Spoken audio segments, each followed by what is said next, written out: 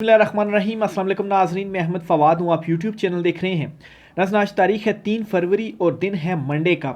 एक बड़ी breaking news के साथ आज की व्लॉग में आप खिदमत में हाजिर हुआ हूँ। Chief justice Pakistan, chief justice supreme court Yahya Afridi साहब से आज हमारी मुलाकात हुई। हमारी जो प्रेस एसोसिएशन है सुप्रीम कोर्ट की, इससे याहिया अफरीदी साहब ने आज मुलाकात की है और इस मुलाकात में बड़ी इम्पोर्टेंट डिस्कशन हुई है।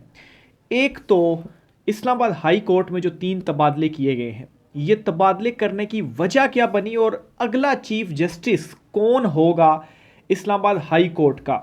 जस्टिस सरफराज डोगर आउट और जस्टिस मियां गुल हसन औरंगज़ेब इन। इस पर क्या कहा है चीफ जस्टिस याहिया अफरीदी साहब ने, चीज़ें आपके साथ मैं शेयर करूंगा। और आज जो है, जो कुछ मेरी ऑब्जर्वेशन भी थी चीफ जस्टिस याहिया अफरीदी साहब के हवाले से, कि बड़े रिज़र्व और बड़े सहमे सहमे से आज वो नज़र आए मुझे। ख़ास तौर पर जस्टिस मंसूर अली शाह साहब जो लेटर्स लिख रहे हैं। अच्छा, इस लेटर पर भी चीफ जस्टिस याहिया अफरीदी साहब का जवाब आया है जो जस्टिस मंसूर अली शाह साहब ने लिखा था। उस पर भी मैं बताऊंगा कि उन्होंने क्या कहा। बड़ी ओपनली जो गुफ्तगू है हमारी उनके साथ हुई है। सारी अंदरूनी कहानी मैं आपको बताऊंगा और इस वक्त अदलिया की जो अंदरूनी सूरत हाल है, चीफ जस्टिस कौन होगा, वो सारी बातें जो है वो मैं आपके साथ शेयर करूँगा आज। बहरहाल चीफ जस्टिस जो है वो एक किस्म का, जब आज उन्होंने आगाज़ किया तो ऐसा महसूस हो रहा था कि वो एक प्रेस कॉन्फ्रेंस करने के लिए आए हैं और जिस तरीके से वो चीज़ें बता रहे थे, ऐसा महसूस हो रहा था कि वो ख़ुद को क्लियर करने की जो कोशिश है वो कर रहे हैं। क्योंकि जब से वो चीफ जस्टिस तैनात हुए हैं तब से बहुत सारे सवालात हैं उन पर उठ रहे हैं। ये सारी डिटेल्स आपके साथ मैं शेयर करूँगा। आज बुनियादी तौर पर हुआ ये कि जो प्रेस एसोसिएशन की नो मुंतखब जो बॉडी है, इन्होंने हल्फ लेना था और हल्फ लेने के लिए चीफ जस्टिस याहिया अफरीदी साहब जो हैं, क्योंकि ज़ाहिर सी बात है इदारा है और सुप्रीम कोर्ट की ही एसोसिएशन है, तो आपने बतौर इदारे के सरबराह आपने चीफ जस्टिस से ही लेना है। लेकिन हैरान तब हुए सब वहाँ पर बैठे जर्नलिस्ट जब चीफ जस्टिस साहब आए और उन्होंने कहा कि मैं हल्फ नहीं लूँगा, मेरे साथ मौजूद जो जस्टिस जमाल खान मंदोखेल हैं ये आपसे हल्फ लेंगे। और उसकी जो रीज़न उन्होंने बताई कि वो फिर ज़ाहिर सी बात है बाकी मतलब है कि वो किसी उसमें नहीं पढ़ना चाहते, कंट्रोवर्सी में नहीं पढ़ना चाहते कि जस्टिस मंसूर अली शाह साहब ने भी एक हल्फ लिया था तो बड़ा उससे ये तासुर जा रहा था जी कि कोई इस ग्रुप का है या कोई इस ग्रुप का है, कोई इस जज के साथ है, कोई इस जज के साथ है। और फिर ज़ाहिर सी बात है दीगर जो वकला बार्स वगैरह होती हैं वो भी हल्फ लेने के लिए आते, तो मैं किसी से भी हल्फ नहीं लूँगा। तो यहाँ पर जी उन्होंने जो एक स्ट्रेटजी उनकी हमेशा से रही है कि किसी भी इम्पोर्टेंट केस के अंदर वो बड़ा ही कोई अपना ही तर्ज का एक नुक्ता उठाकर और वो बड़े तरीके से मामले से जो है वो ख़ुद को साइड पर कर लेते थे। तो यहाँ पर भी उन्होंने ऐसे ही किया। बाय द वे जस्टिस मियां गुल हसन औरंगज़ेब जो हैं, उनकी पर्सनैलिटी को देख कर भी चीफ जस्टिस याहिया अफरीदी की जो पर्सनैलिटी है वो याद आती है और बड़े मैचिंग है एक दूसरे से। क्योंकि जस्टिस मियां गुल हसन औरंगज़ेब साहब जो हैं, उनके हवाले से भी अभी भी जो लेटर आया ना 5 जजेस का, उसमें जस्टिस मियां गुल हसन औरंगज़ेब साहब नहीं हैं। और वैसे भी किसी भी कंट्रोवर्शियल सा कोई अगर केस हो, उसमें आपने कभी देखा है कि उनका नाम कोई उस तरह से आया हो। जस्टिस मोहसिन अख्तर कियानी तो बड़ी खुलकर जो बातचीत है वो कर रहे हैं, दीगर जजेस जो हैं वो भी उनके साथ बड़े खुलकर खड़े हुए हैं। जस्टिस मियां गुल हसन औरंगज़ेब जो हैं, उनके हवाले से मेरी ऑब्जर्वेशन ये नहीं है। बहरहाल जी हल्फ फिर जस्टिस जमाल खान मंदोखेल ने लिया और उसके बाद जो है वो चीफ जस्टिस याहिया अफरीदी जो थे वो पहले से तैयारी करके आए हुए थे। एक पेपर जो है वो उन्होंने ऐसे हाथ में पकड़ा हुआ था और वो टेबल पे उनकी पड़ा हुआ था और उसके ऊपर उन्होंने पॉइंट्स लिखे हुए थे और उन्होंने सबसे पहले यही कहा जी कि आपके मैं सवालात लूँगा सबके, लेकिन मुझे पता है कि इस चीज़ के ऊपर आप पूछेंगे। ज़ाहिर सी बात है सबसे इंपॉर्टेंट मेन इशू कौन सा चल रहा है, यही इस्लामाबाद हाई कोर्ट में जो 3 जजेस हैं, तो उन्होंने पहले से इसको सारा एक्सप्लेन करना शुरू कर दिया और लंबी चौड़ी उन्होंने प्रेस कॉन्फ्रेंस कर दी कि ये ऐसे है, वो ऐसे है, ये इस तरह सा करके अपना पॉइंट जो है वो उन्होंने क्लियर करने की कोशिश की। बल्कि हमारे कुछ दोस्त हैं वो इसको जो है वो अपने अल्फाज में कुछ इस तरह से बयान कर रहे थे कि चीफ जस्टिस याहिया अफरीदी ने जो है वो पुरानी बोतल के अंदर नई जो ड्रिंक है वो डालकर और उसको उन्होंने बेच दिया। मतलब इस किस्म का जो है वो उनके हवाले से जो तासुर सा था वो लिया गया। बहरहाल जो सबसे इम्पोर्टेंट नुक्ता था कि 3 जजिस को इस्लामाबाद हाई कोर्ट आखिर क्यों लाया गया, इस पर वो क्या कहते हैं। वो कहते हैं जी कि देखें जो सूबे हैं ना हमारे, बलूचिस्तान हो गए या ये सिंध वगैरह हो गए, यहाँ पर जब हम जाते हैं ना तो जिस तरह से लोग जिस नज़रों से देख रहे होते हैं, हमसे बातचीत कर रहे होते हैं, बड़े ये पीछे रह गए, हमने इन सूबों को उठाना है।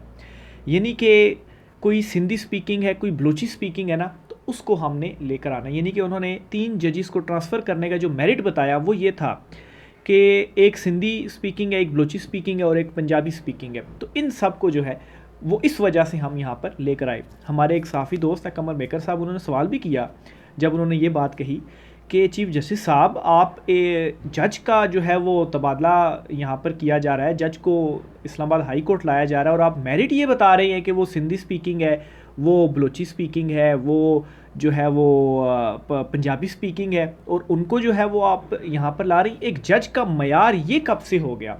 तो इस पर उन्होंने कहा नहीं नहीं नहीं नहीं, देखें, मयार तो तय तब होता है या मेरिट तय तब होता है जब आप किसी वकील को या कोई भी जो कानूनी बंदा है जिसने डिग्री ली हुई है, उसको जब आप किसी भी अदालत में जज तैनात करते हैं तो मेरिट तो तब देखा जाता है कि ये मेरिट के ऊपर पूरा उतर रहा है, और इसको जो है वो हम फिर ले आते हैं कोर्ट में। तो वो तो ऑलरेडी जजेस हैं, जजेस को हमने सिर्फ तबादला किया।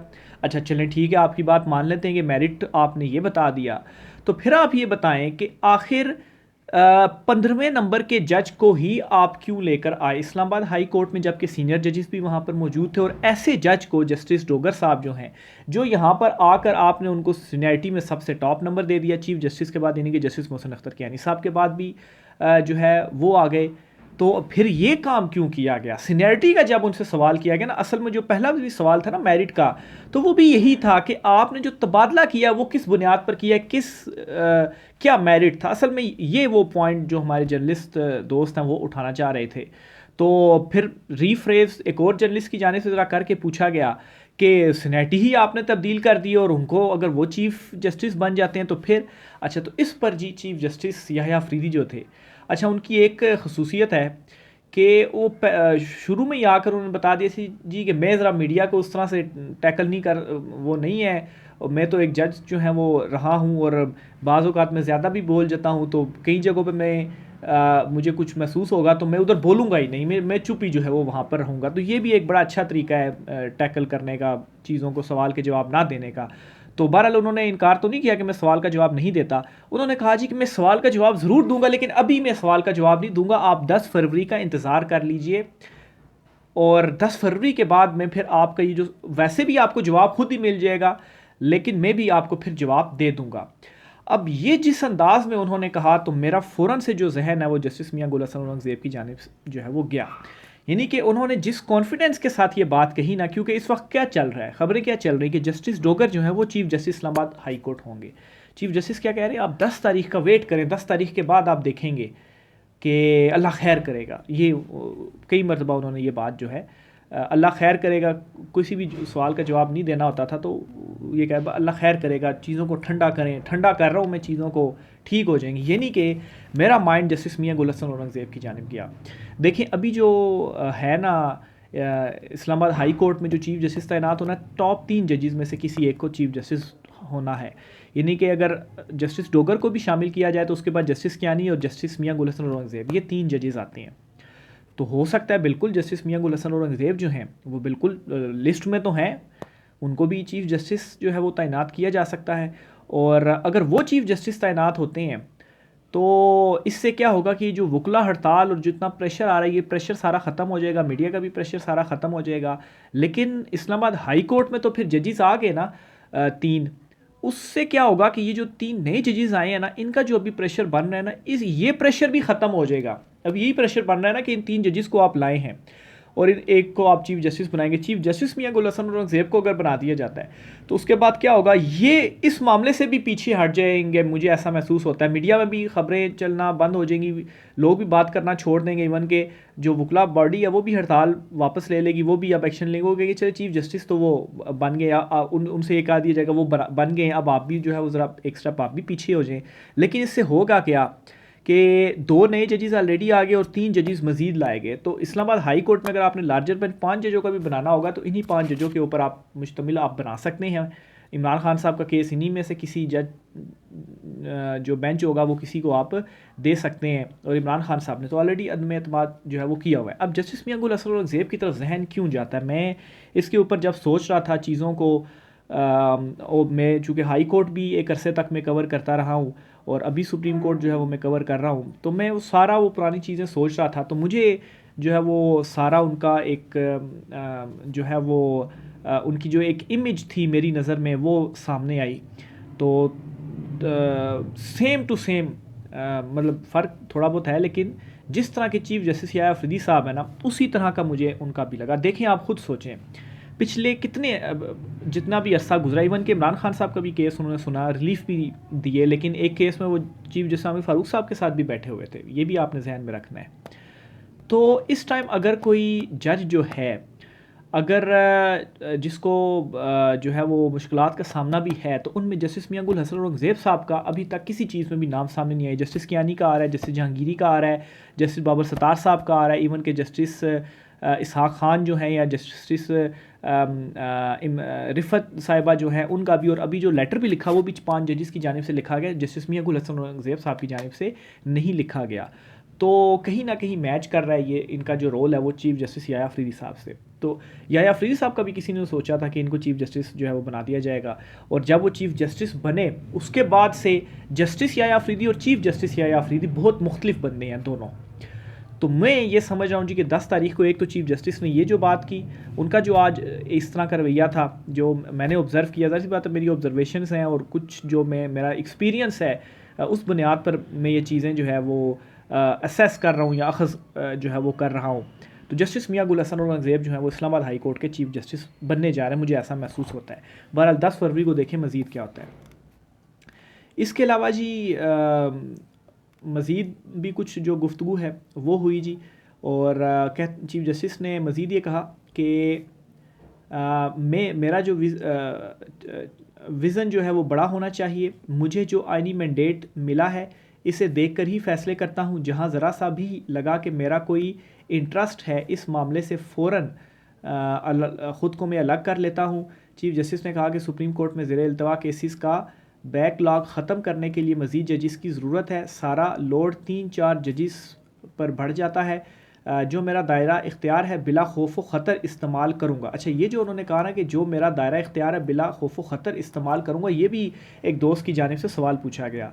तो उन दोस्त ने, बिशारत राजा साहब हैं, हमारे दोस्त हैं, कोलीग हैं, उन्होंने चीफ जस्टिस साहब से पूछा कि मुझे शहबाज शरीफ साहब की एक जगह की तकरीर याद आ रही है कि वो बलूचिस्तान गए थे और उनके सामने लापता अफराद का मामला उठाया गया था। तो शहबाज शरीफ ने उनसे कहा था जी कि जिनके पास इख्तियारात हैं मैं ज़रा फिर उनसे जाकर इस मामले के ऊपर जो बात है वो करता हूँ। तो चीफ जस्टिस साहब, आपके पास भी इख्तियारात हैं, ये जो आप कह रहे हैं कि अच्छा बाद में बता दूंगा या आप इस चीज़ में इस तरह से आप देख लें, तो आपके पास भी इख्तियार है और आप बाइख्तियार मतलब है कि अपनी चीज़ों को जो है वो आज़ादाना अपने इख्तियारात का यूज़ कर रहे हैं। तो उस पर उन्होंने बड़ा मुस्कुराते हुए उन्होंने कहा नहीं नहीं मेरे पास है, मतलब वो कन्विंस कर रहे थे कि नहीं नहीं मेरे पास इख्तियारात हैं, और जो मेरा दायरा इख्तियार है जो मतलब है कि उन चीज़ों को मैं मुकम्मल तौर पर इस्तेमाल जो है वो कर रहा हूँ। जजिस के दरमियान तहफ़्ज़ात के हवाले से उन्होंने कहा कि वो कोशिश कर रहे हैं, वक्त लगेगा, सब कुछ ठीक हो जाएगा। और फिर जस्टिस मंसूर अली शाह साहब के लेटर्स पर भी उन्होंने कहा जी कि मैं तो लेटर्स का जवाब ही नहीं देता। यानी कि जस्टिस मंसूर अली शाह साहब ने जो लेटर लिखे ना, इस पर उन्होंने कहा जी देखें जी, ये लेटर वाला जो सिलसिला नहीं अब ख़त्म हो जाएगा। कैसे ख़त्म हो जाएगा कि मैं तो कोई जवाब ही नहीं देता लेटर का, मैं बॉदर ही नहीं करता कोई मुझे लेटर लिख रहा है या नहीं लिख रहा। तो बेशक जस्टिस मंसूर अली शाह साहब जितने मर्जी लेटर लिखे रहे, मैं बॉदर ही नहीं कर रहा, मैं तो उसका जवाब ही नहीं दूंगा।